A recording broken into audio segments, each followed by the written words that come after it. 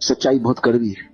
सच्चाई ये है कि आकाश खाली है, वहां कोई नहीं बैठा, वहां कोई सुपर पावर नहीं है जो तुम्हारा हिसाब किताब रख रही है।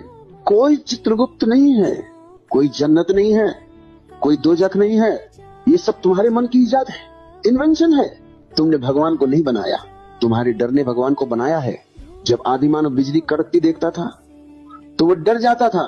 उसे लगता था कि कोई ऊपर नाराज है तो वो जमीन पर लेट जाता था, हाथ जोड़ लेता था। वही डर आज तुम्हारे मंदिरों में है, वही डर आज तुम्हारी मस्जिदों में है।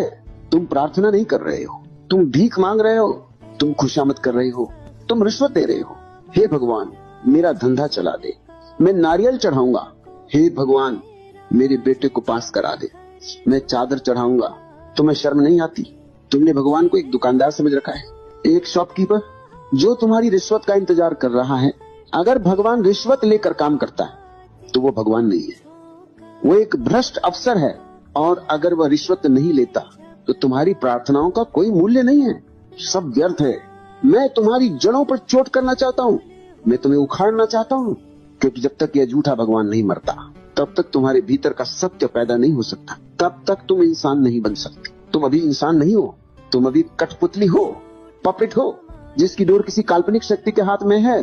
तुम कहते हो पत्ता भी उसकी मर्जी के बिना नहीं हिलता। कितनी गुलामी है इस वाक्य में। अगर पत्ता भी उसकी मर्जी से हिलता है तो तुम्हारी हैसियत क्या है?